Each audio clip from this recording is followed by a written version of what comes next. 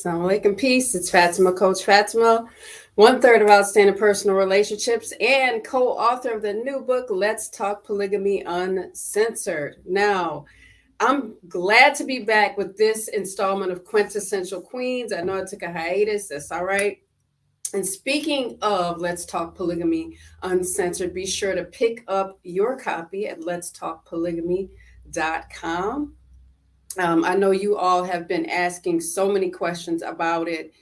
It's really, really awesome to be a part of writing a book about polygamy because I remember being very afraid of polygamy, not because it's something that's wrong. And our husband practices polygyny, which is the practice of having more than one wife, and that would be Coach Nazir. For those of you that are new, let me know where you're chiming in from and how are you and where you at. How's the weather? It's cold here in the upper Midwest.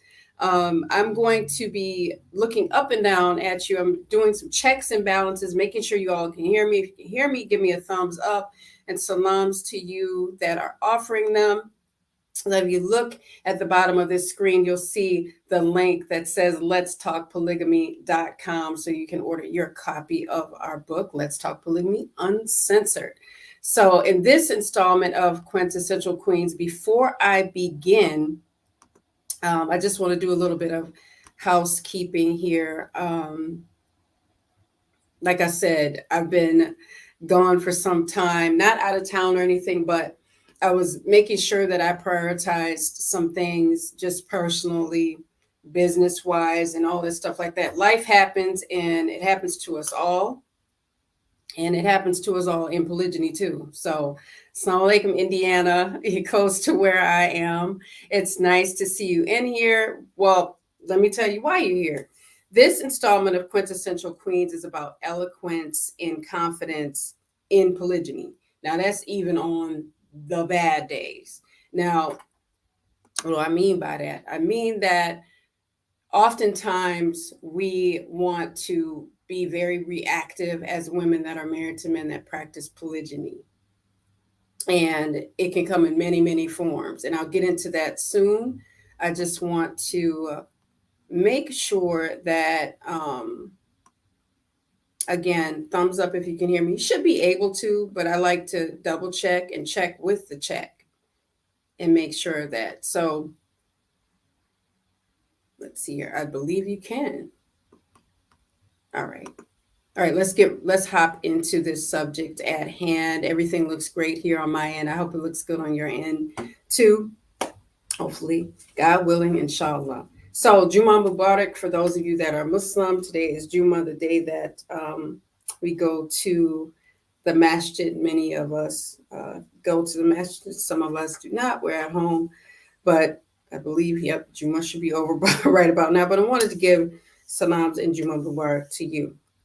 Now, for those of you that are new, because I won't be arrogant and think everybody on the planet knows who I am, you might not. But if you're familiar with me, thank you for coming back to this platform on YouTube and on Facebook. Make sure you're commenting, liking, and subscribing, and hitting the notification bell, and sharing the videos because sharing is caring, and we need to give a voice to the topic of polygyny because we all know it doesn't get its fair airplay. And it's difficult to talk about something that can trigger so many, and it's triggering partly because we're not talking about it. And we like to do that here. So look all over our YouTube channel. We have so many videos. We have over 500 videos on YouTube alone. That is university status. So have something to write with and write on. I've learned so much from my own family, from Team OPR. Shout out to them on this kind of cloudy Friday. But nonetheless, make sure you pick that right on up, that Let's Talk Polygamy Uncensored book. I want to reiterate that because so many people have been asking for it, and it has come to our attention. We know, and we thank you for that. And we appreciate it so much. I want to admire you all for tuning in because it takes courage to come onto this platform, have a discussion about marriage and polygyny specifically. Now, it doesn't matter if you're single, married, divorced, thinking about entering into polygyny, thinking about leaving polygyny. But before you do, just stay tuned for some information that I want to discuss and share with you during this Quintessential Queens live event for today. Now, the purpose of Quintessential Queens is to talk about topics that are important to women that are in polygyny, that are important to wives in polygyny. That does not mean that our husbands or men can't join in the discussion, because they might want to be learning something for themselves, so that when they're in their wives or in their care, they might want to find out what's going on in the world of women, so that they may be supportive or help or be a source of a solution. But that does not mean, and I'm going to be very direct when I say coddle. That doesn't mean coddle and serve to the point of subservience, where it's, you know what, I'm the wife, I don't like it, get rid of it, fix me. No. And I don't bash men here. So I've had to make that very clear. I want to come from a place of understanding all the sides. With that also being said, we do know people come into this lifestyle and abuse women and abuse men and abuse the relationships and the dynamic of polygyny, or the practice of having more than one wife, specifically. So I want to give a voice to that, and I'm going to get into some of the voice and implementing our voice a little bit later on in this live. Salams again to everyone. Thumbs up. Awesome, awesome, awesome. You can hear me. Love it, love it, love it. And if you have any questions toward the end of this live, it's not going to be a long one, but inshallah, God willing, it'll be a source of information that will be beneficial to all that are watching it. Because I want to talk about this. Been wanting to talk about this for some time now. Eloquence and confidence in polygyny. Now, why is that important? Why is it important? And again, let me think. I told you about the question. Leave a question mark in front of the question so I can easily identify it. Boom, that's it. So, eloquence and confidence, polygyny on the bad days. You're going to have bad days. You had bad days before polygyny. Life is going to happen. I'll give you an example of what I mean. Now, for me, what I did early on, I'll give you a little background. It wasn't easy. The transition was rough. A little bit of my story, Coach Nazir married Coach Nyla. I didn't know about it. And we've spoken to this. This is old, but it's important. It's important because there's so much of that happening. So during that time, I was processing. Now, that's allowed in our culture, in Islam. So I want to gather that together right away. Is it the best practice? Maybe it's not, especially in today's times that we live in, and it's so easy to connect dots and search and find, which is something that I never did. I didn't do that. I didn't need to do that. I don't believe in doing that to myself. So when people have asked me, well, didn't you search? Didn't you go? For what? I know where he lives. I know where he's at. I know who she is. Did I know her in great detail? No, but that's where the conversations, the hard conversations that don't need to be hostile, come in at. So, and asking the right source was important. So if I'm asking a question to someone and it's designed for someone else, am I going to get the most effective answers? Probably not. It's likely not. You can get some a summary, or maybe someone is going to paraphrase. However, you're not going to get the best answer that you could get. Now, early on, this is year 3. This was year 3. This was a tough year. And I was hyper focused on, I said, okay, what do I do now? What do we do? What does the family do? What is he going to do? What am I going to do? What is she going to do? What are the kids? I mean, I was overthinking like I've never overthought any part of my life before. Like this is the real part of living life in polygyny, is going, okay, I'm overthinking. I need to slow down my thoughts. And in the midst of doing this, hyper focusing on my children, my husband, what we were going to do. This was horrible. At the time, it was bitterly cold outside and just snow. can't get out, can't go for a walk, don't want to go for a drive. I'm a Midwesterner and I know how to drive in anything. But as such, we don't like to. Um, we can, but we don't want to. It's cold. In the midst of all that, I get an early morning phone call about, I don't know, 7 something, 8. And my oldest daughter, who's almost 30 years old, answered the phone. This was the call that my dad was, how did my little sister put it? My little sister, who's taller than me, how did she put it? I'm paraphrasing, but she pretty much said we needed to get there. My grandmother and myself, his mother, my dad's mom, my granny. And I already knew. I felt it. My dad died year 3.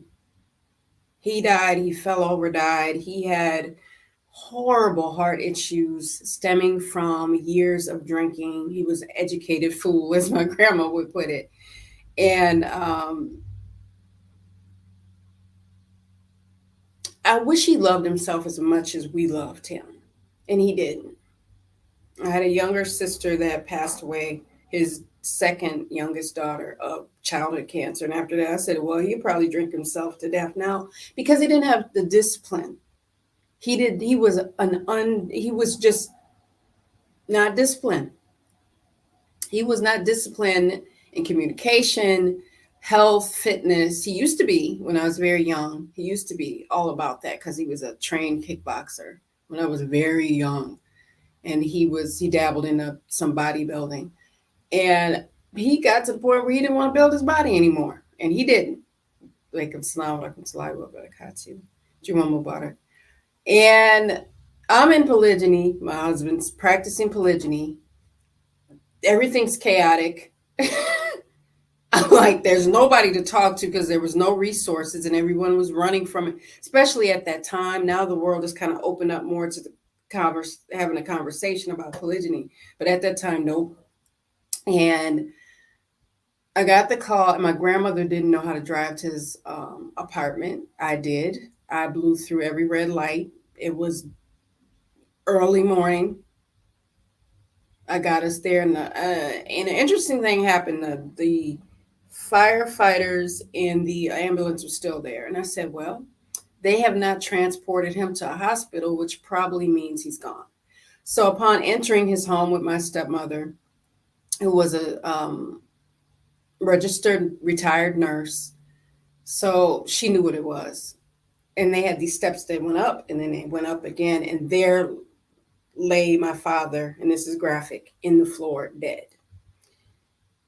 They still had the, I forget what it's called I think it's called a Foley bag, if I can remember. And they still had the pieces in his mouth from trying to help him breathe. And they had worked on him for some time before we had gotten there. He had stents in his heart. He still was drinking. He was taking in salt. His body was rejecting fluids. They were backing up in his body. He looked like he was 10 months pregnant. I mean, every horrible scenario led up to this day. This was not a sudden death. We knew this was coming because he would not stop drinking. He didn't want to. He didn't want to. He didn't want to live life in a healthy manner because my sister was gone and he had all this trauma that was not addressed. So he had made his decision that he was going to go out the way that he did. So polygyny shrunk for me. That was not and was no longer, in that moment in time, an issue. That was something that I could deal in and hopefully have success in. So this death was an eye-opener. Now, I'm Muslim. I knew it was coming. Didn't know when, but his odds were not good. His stats were horrible. He was in and out of the hospital for, I don't know, before that, I don't know, maybe 3-4 years, in and out, in and out, in and out, to the point where his doctor just asked him, he said, "Do you want to die?" I mean, he couldn't do nothing else because you got to decide you want to live. And he had made the decision. So part of being in polygyny is giving our best effort, even when times are tough. That doesn't mean you can't have your emotions. That doesn't mean you can't have your concerns. It doesn't mean you can't still communicate or have a bad, it doesn't mean that. It means offering your best effort, even when it's not easy. Now, I could have hooped and hollered and cried and went off and did all this stuff because now, not only is my husband practicing polygyny, my father's dead now. Now I'm really going to go off on it, on my husband, because now I'm mad. Now I'm hurt. Now I'm upset. Now I'm fatherless. Now I'm done. But then you balance it and go, is this person deserving of that? Because I'm having this really, really, really difficult day. Excuse me. He didn't do it. My husband didn't do it. If anything, he did the opposite. We helped bury him financially. He was there for me during the funeral. He served as a physical shoulder to lean on. He held me up. He uplifted me. But when I went to that house, when I went to that apartment with my grandmother, he was not there because he was taking care of our children and making sure they were okay. Because we had 2 teenagers and the rest were young children at that time. So he couldn't, I had to stand and be confident and be strong in that moment, because not only had I lost my father, my grandmother lost her son.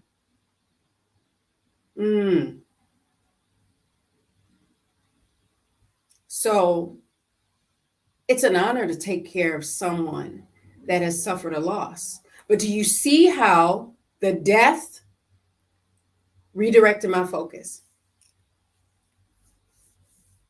Oh, you thought that was bad? Watch this. Deal with this. This is a test for you right here.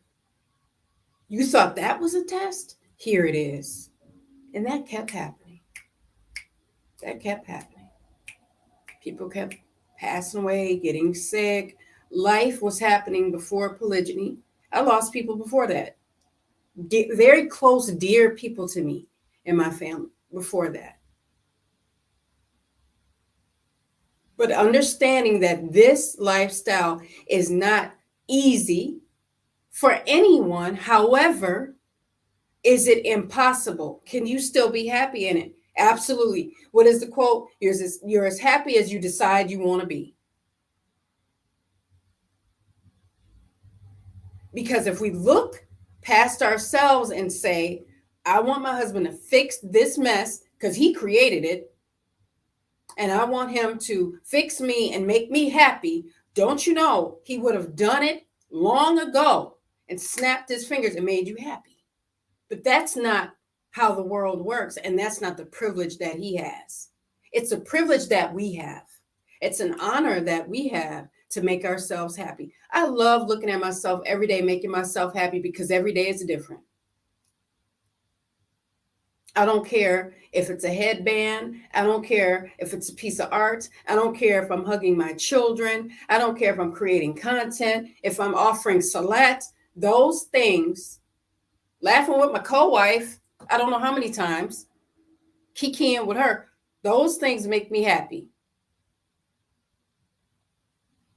And there's other things, spending time with my children, educating them, learning from our husband, all types of stuff.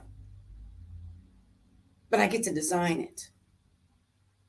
Isn't it interesting how all the work, all the good work, if it's a gold medal, if it's a new car, if it's an education, if it's taking care of grandchildren, children, if it's hanging out with your homies, with your girls, working on a project, getting an award, getting married.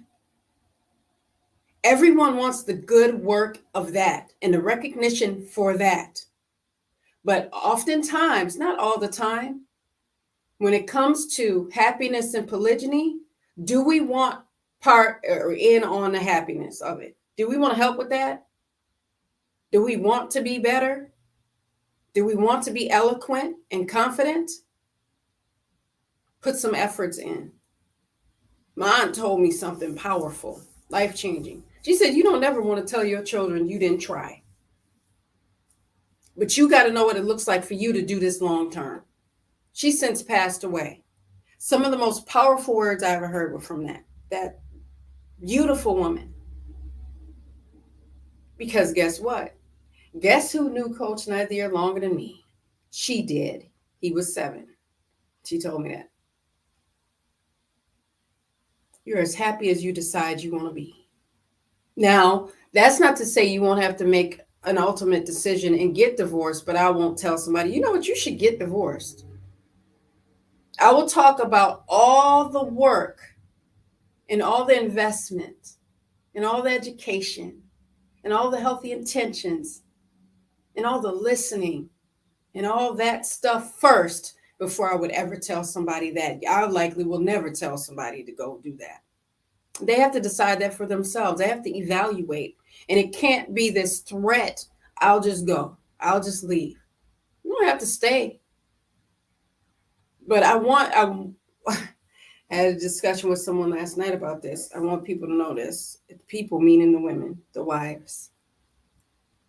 When we say things like, I'll just divorce him if he gets another wife.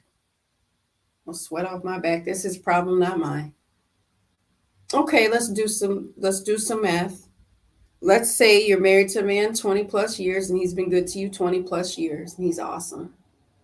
Got some things he needs to work on. We're all human. We're not perfect. You're not going to get perfection in polygyny. You weren't getting that before. You definitely won't get it now. You deal with people. Back to my little story, my little example. And he's a good man. He's a good father. He's a good leader. He's good with his money. He takes care of his wife, his family. He wants more for them. He wants more for himself. And he's working hard. And he's worshiping his Lord first and foremost. And he knows how. A Muslim, I'm not going to act like I'm not. So those are some attributes. And then you go and say, well, I'll just leave him. Oh, it's easy when you speak it out of your mouth and it's a communication thing versus an action thing, something that is actionable. I've had people ask me this question, why didn't you just divorce him? Oh, yeah. I said, if it were so easy to divorce a good man that's been good to me been on him over 33 years, but for 28 years, well, at that time, 15 years, and helped me raise our children and been present, unless he was in an airplane or out of the country or sick or every day. He's on almost every day. Even in polygyny, see him every day. Okay, let me go get my shoes on, waltz right up out his life. See, it's easy to say for some, but doing that, be very, very careful, because that's not easy to leave good people. I know I definitely don't want to get good at that. I don't want to become skilled in the art of leaving good people and rejecting goodness.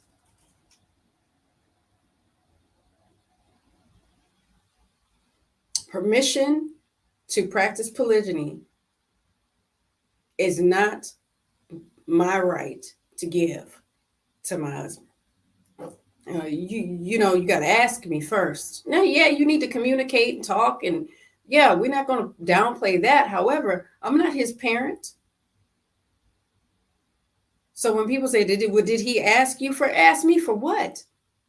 He asked me, like he asked me, could he drink water today? Could he offer salat today? Could he pray extra prayers today? Yeah, he asked me. No, he didn't ask me, and he didn't need to ask me. So I have to say this because it's been asked. I don't want that privilege. Communication, having a conversation, yes. Yes, bring it on. Let's do it. Come on with it. Was I open to that right away? No. What 20-year-old wife is like, yeah, bring on polygyny? I didn't know anything. I was new to Islam. I didn't know much, but I knew it was allowed because I had people that weren't Muslim tell me that. And that's okay. I don't take a little bit of Islam and then reject the rest. But you know. So part of eloquence and confidence is putting in effort and giving your concerns a voice and not sitting there and telling people to figure you out. Because if we're mature adults and we're grown and we're married, let's sit these grown, married, mature people down. Prayerfully, we're mature. But you can learn more about that in our book, Let's Talk Polygamy Uncensored. And when I tell you, it was so needed, so many of us didn't have anything. We didn't have anything. Nobody wanted to talk about it. But maturity is major. And we discussed that in the book as well. So if you look at that link, it says let's talk polygamy.com, and you can pick up your copy. I'm going to leave that there for a little bit so you guys can see it. But yes, maturity. So if we want to discuss polygyny, it has to be a two-way conversation, because that's when we learn. When we don't listen, we don't learn anything, because who wants to talk to someone that's not listening? Nobody. Nobody wants to talk to anybody that's not listening. So let's be mindful of that when we have these conversations with our spouse, and let's make sure they're at the appropriate time too, because sometimes they're just not. We want to talk about polygyny when our husband is at work, or he wants to talk to us about it when there's some other distraction with a child or our work or whatever the case may be. Setting aside time to do it is important. And then listening and asking questions and making sure that we know this. Our husbands might say they don't know, or I don't know yet, because there's a learning curve of figuring things out. Because if it's new to us, it is also new to him in many cases. Not all cases, but in many cases, it's new. So giving ourselves a voice and allowing other people to use their voice too matters if it's going to be done in the right way. That's very, very, very important. Now, also giving some feedback if things are not working. So just because we're in pain, just because this has happened or is going to happen or happened in the past, we don't need to go forth ruining the communication. Because I'll give you an example. A sister I used to do these conference calls with, and she was from out of state. She told me, she said it didn't have to. She said, you know what? Okay, cool. Let's say he divorces the wife he has now, subsequent wife he has now. Fine, poof, she's gone. she gave a really great example. She said, okay, she's gone. Now he marries somebody else. What if he wait a month, marries somebody else? So if it ain't her, it could be somebody else. You're not going to get it out of him because you don't wish for it to happen to you. Now, this woman was special, and I hope she's somewhere in this world safe and okay. But she said to me, she said, Fatimah, you're not going to get it out of him. It's still going to be there whether he does it or not. Boo, boo, boo, boo, boo, boo. That's just what she said. And that is one of my first lessons into the world of men. They don't think like we do, but then don't put the tail on it and go, well, that they don't think like me, then their thinking is wrong.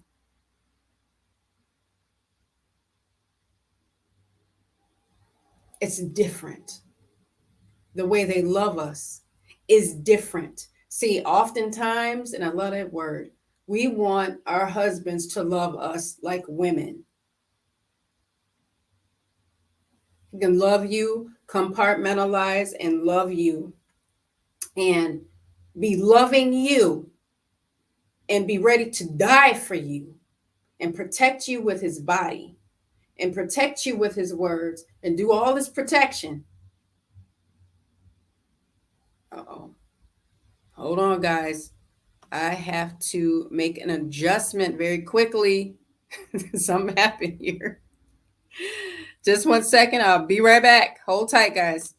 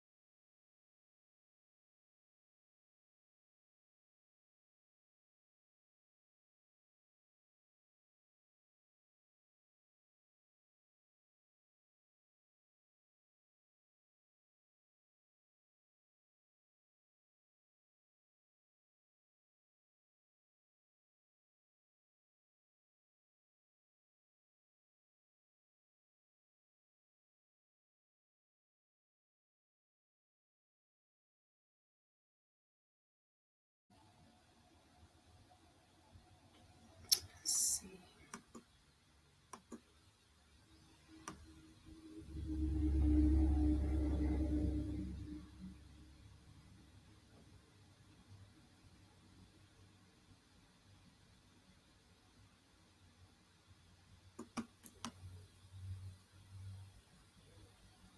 Okay. Start here.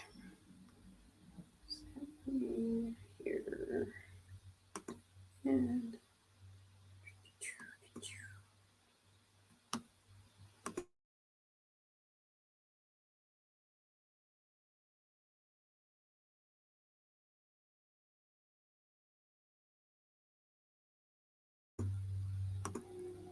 all right. Sorry about that, guys. That was the battery. So that was the battery. Thank you all so much for holding tight. I hope you guys can see me pretty good. I think I can see myself pretty well.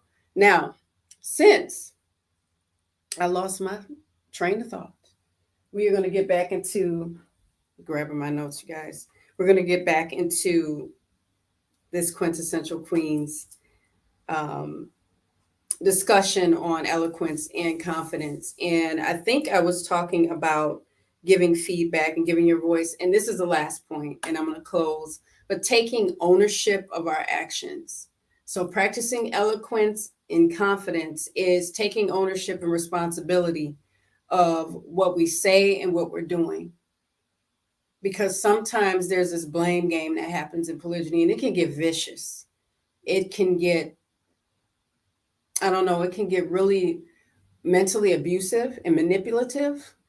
And then there's this victimization and victimhood that happens because I'm gonna tell you the victimhood and being the victim. I don't like that one because it's happened directly to me. And people go, you're the victim in all this, Fatimah. I am. Am I? Why? How? Who said? Well, you are. Duh. How? Because I don't wear that. That's not my attribute. That's not my attribute. Can some things be unorganized? Yeah. People miss their mark? Yeah. Can they unintentionally hurt you? Oh, yeah. Oh, yeah. But the victimization part, I can't sit there in that. That's for somebody else to do. That's for somebody else to say in their own little world, even if it's about me, and that has nothing to do with me at all, because then I have to be accepting of that. Now, did everybody have their own journey and own work to do? Yep, we all did. We all still doing it. We all have been touched in a negative way by certain things that were kind of out of our control at times, and then things that were 100% within our control. So a few things that I had to do is say, okay, this is not just happening to me. Everybody's had their own trials with this, co-wife, husband, kids, everybody. There's so many mistakes that happen. I made some too. I could have communicated better. I could have been a better listener, all this other stuff. And then it turns into just the outside people. And it turns into, oh, you're making excuses for him. Come on now. Making excuses for him. And we have a whole YouTube channel talking about all these topics that men and women go through, and our personal stories and our triumphs and our challenges and the good days and the bad days, what to do, what not to do. Where do you think all this information came from outside of third party studying relationship dynamics and then going through these things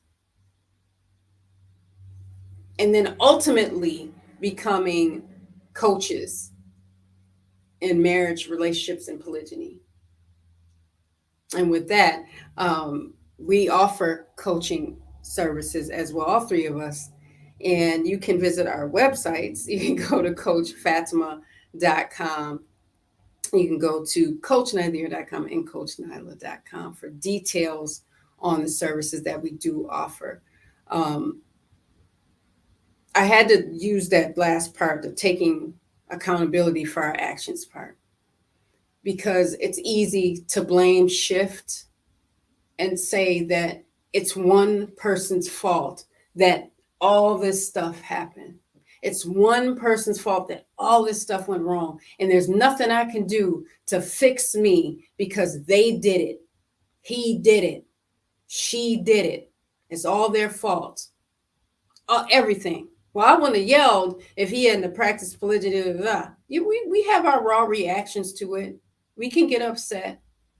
But berating and threatening to take away children and threatening with divorce just right away, out the gate. Out the gate. We have to be mindful, be careful of these things. People want success in marriage and in polygyny, but there's work involved. There's interpersonal work involved in it. You got to work on you, because that's the person that you have all the control over. We don't control our husbands. We don't control our co-wives. They don't control us. They can't make us do anything. We can't make them do anything. But it would be really, really great if everybody did their own work on themselves. Do your own homework.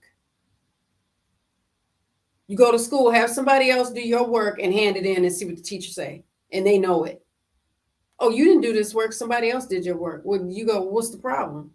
You got to do your own work in order to get the A, in order to get the good grade, in order to get the medal. Any reward, you got to put that work in. Now, we ain't going to talk about the sports world because the people on injury reserve are going to get the ring, but I'm just saying, when you're doing this kind of work, it is imperative that it is going to be on an ongoing basis, and we got to know that. It's imperative to know that it's on an ongoing basis. It doesn't stop. I don't go, I'm a coach, I learned it all, I'm just going to help these people because their lives are messed up and I don't need no work, I'm good. That's not how that works. We're humans. That's just one of the hats I wear. But it's called personal development because it is personal to you and it's customizable to your life. So what works for Coach Nazir is not going to work for Coach Fatimah. It's not going to work for Coach Nyla. Now, we have some of the same values and all that stuff for our family as a whole. Yes. We're in agreement on those things. Yes. And we have Islam as a guide. Yes, absolutely. But, and however, I'm not living my life as a man in polygyny. My work looks different. My work has always looked different from his, always. So I'm going to bring that to a close, but make sure that you guys pick up our Let's Talk Polygamy Uncensored book. It's really awesome. And we do some breakdown of these different topics, different chapters. We speak on jealousy and our insecurities. So if you're having issues with that, pick it up. Coach Nazir really goes in and goes really deeply. We all do, but for the men in the book, he talks about the best practices for best results for men that are in polygyny or want to practice polygyny. We go a lot into our backstories, which is really, really nice to kind of go back there and go, dog, I did all that stuff. I did all that stuff. And then to know the place that I specifically started in being resistant and going, I don't want my husband to practice polygyny. I don't think I want that for me. But what did he want for him though? So writing the book opened up my eyes to a lot of things that I needed to hold myself accountable for. And it was going, okay, he'll tell me if he wants to do it. But until then, ignorance is bliss. No, ignorance is tragedy. Jim Rohn said that ignorance is tragedy. So having those hard conversations is very, very important. I'm going to leave this Quintessential Queens out and close it out. But again, if you all are interested in coaching or counseling, please visit me at coachfatimah.com for details on that. And make sure you're commenting, liking, and subscribing on our videos and hitting the notification bell. We also have a private community at oprcampus.com. You can visit us there for details, and we can go deeper into these topics. And we have meet and greets, live discussions, and classes in there.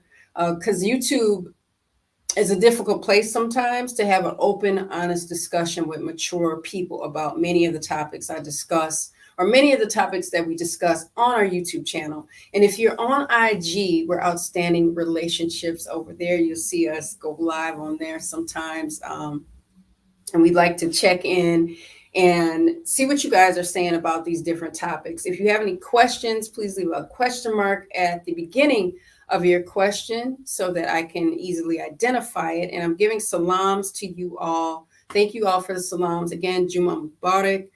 To those of you that are observing Juma today and that went to Juma, may your du'as be answered. And thank you all for the du'as in the comments section. I do see them.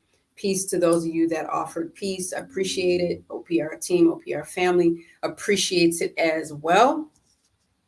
With that, I don't think I see any questions down there. Thank you for the salams. See the thumbs up. Thank you for the blessing at Dope Law. You show up in our lives. That's really, really awesome. We appreciate the support that you all give to all our platforms and the positive feedback that you've given us down in our comment section on YouTube, Facebook. we want to make sure we have somewhere to talk about polygyny, marriage, and relationships, and it be a safe space. So our campus does provide that. And we just want to make sure that we have these topics covered on our YouTube and our Facebook as well. Because if nobody's going to have the conversation, we have to create that space so that we can have the conversation. So I'm going to leave you guys off with some GLC. Please go off into your day and have a great day. Your happiness is all up to you. You got to have the hard conversations, do that, and remove the hostility and the threats and those things. If that is something that you've done in the past, you can make a decision to not do it in the future. Have those conversations at the appropriate time, because that matters, because then we'll get the full attention. And if we can't get all the answers in one session, have another conversation if you need to. But be open to listen and practice honesty. Hold yourself accountable. Give yourself a voice. Give your partner and spouse a voice as well. Allow them to address the situation the best way they know how. And I'm going to see you guys in the next one. I'm going to leave you with that GLC like I promised. Make sure you're growing intentionally, loving fearlessly, and connecting on a higher level every single day. See you guys in the next one. Sound like peace.